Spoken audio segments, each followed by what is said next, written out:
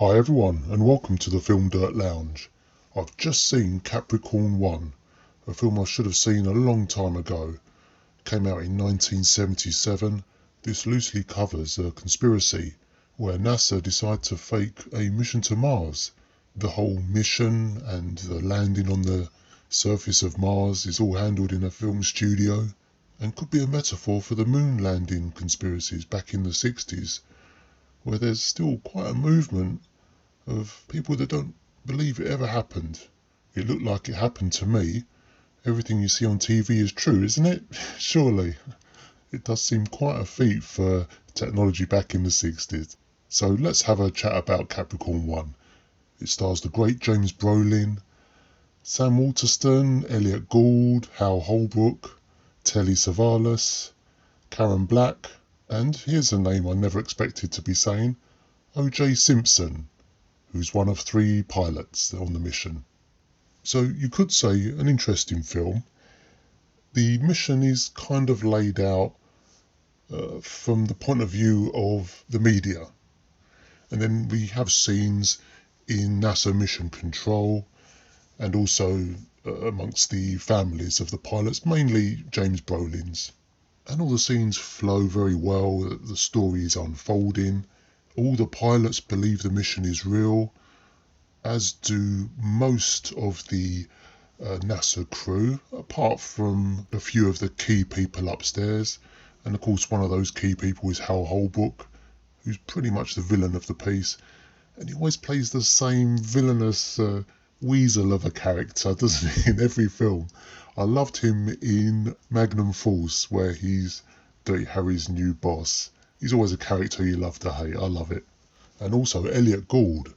He's the skeptical journalist, and he's uncovered a few suspicious things. He's not exactly the whistleblower. He's trying to uncover things in secret, because you can't really take on the government because you're going to risk your life and the life of your families.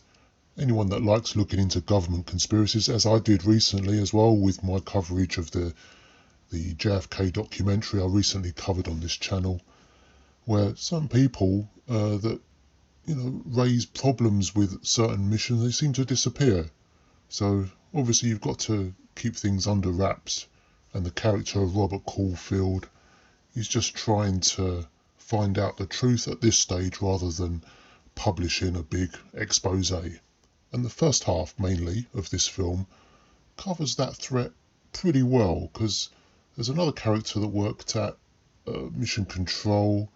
He's seen something odd about the broadcasts and he disappears as well.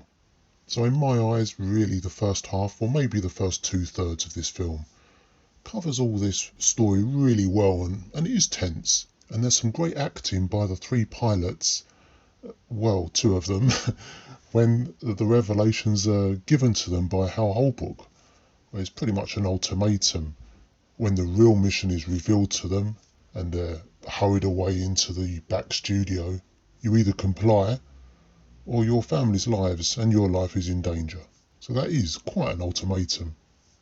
It all seems like a really big thing to keep secret, doesn't it? If a large company is up to no good or trying to fake something, there's just too many people involved, surely. You've got an entire mission control department of staff, and they're getting all this data from the rocket as it goes through the atmosphere, and only one person who seemed to be suspicious. Yeah, that was quite amusing. It didn't turn me off the film at all. I just found it all really interesting. We must know certain conspiracies have happened, and it just always strikes me as being really difficult to achieve. Someone's going to speak. If enough time passes, someone eventually will speak up. Or we just hear a suspicion laid out in a book that's going to be a bestseller for that author. And even though I did find it a little bit hard to believe, as I don't know the first thing about huge government conspiracies, because I've never been behind that curtain, but as a movie, I was really engaged. And Peter Hyams is a fantastic director as well. I did cover one of his films. It was the sequel to 2001 on this channel not so long ago. And I was recommended to check this film out, and I finally managed to catch it. And I'm glad I did. I'm probably now going to be triggered to delve into the moon landings a bit more. But here, this is all about Mars. So naturally, the studio set of the Mars surface with the lunar craft on it is bathed in red, pink light. And I love the whole setup of the movie set.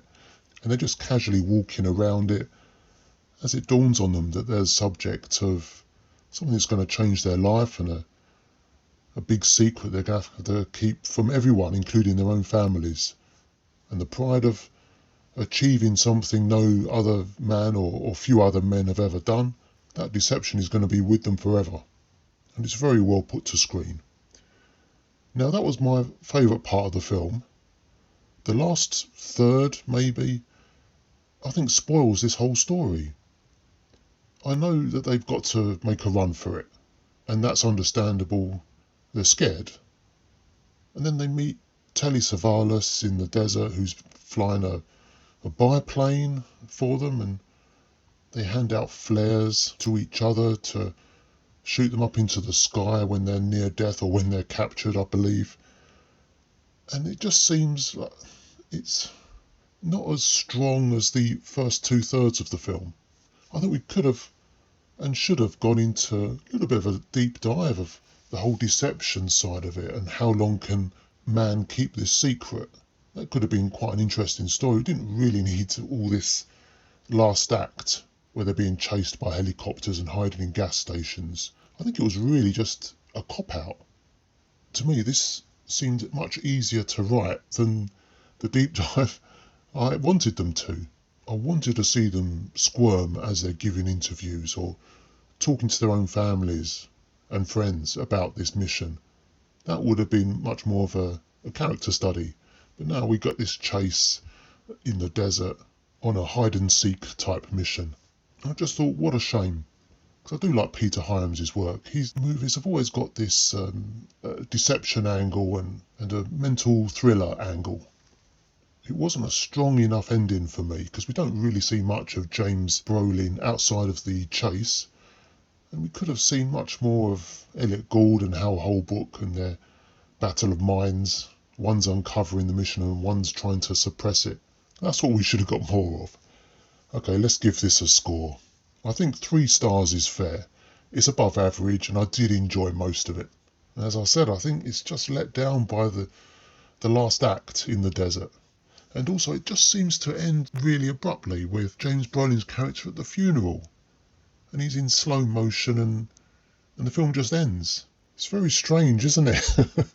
I don't think I've ever seen an ending quite as much of an anticlimax as that. But it was an interesting watch. What more can we say?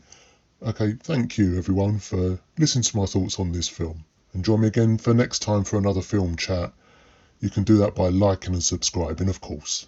It was great speaking to you. All the best. See you next time. Take care.